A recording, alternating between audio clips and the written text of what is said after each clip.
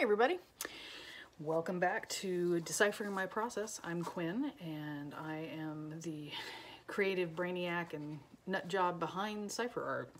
And last video I showed you what this looked like as I painted on the oxidizing paint, and you can see I've already got some oxidization going and it's looking pretty good, but I'm not done and I want to show you what it can look like. And I can hurry this process up a little bit with the rust activator. So we're going to do that and you're going to get to see a little bit of how that looks. So let's turn on the heat gun.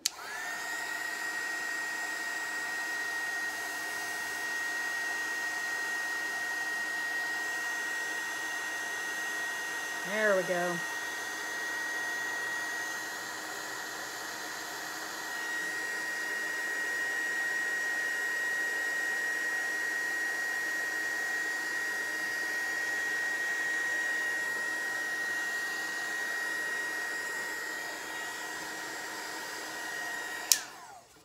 Pretty neat. A little bit more present on this part than the other, but I'm not done. I'm going to do more oxidizing on both because I need to do the inside of this as well as the back and sides of this. But I wanted you to see what it looks like.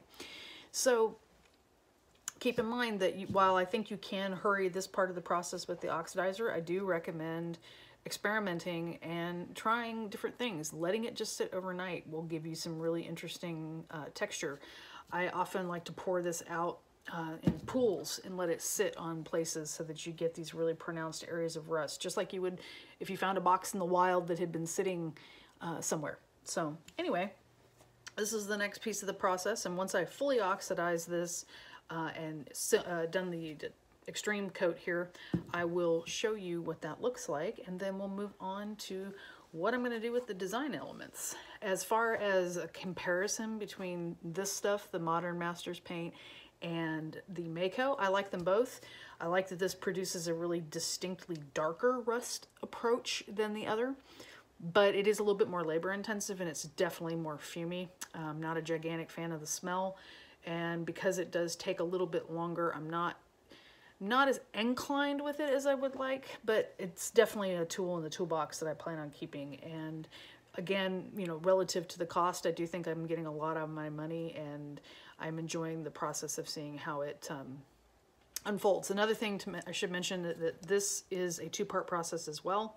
You have to do a split process with water the first time, so half this, half water, and then you do a second coat full.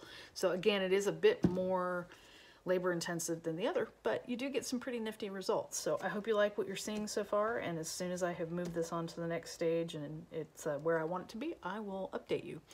As always, thank you for watching, and if you would, hit that subscribe button and tell your friends and hell, your enemies if you want. Anyway, tell everybody about it, and I'll keep making these videos as long as you have questions. Thanks.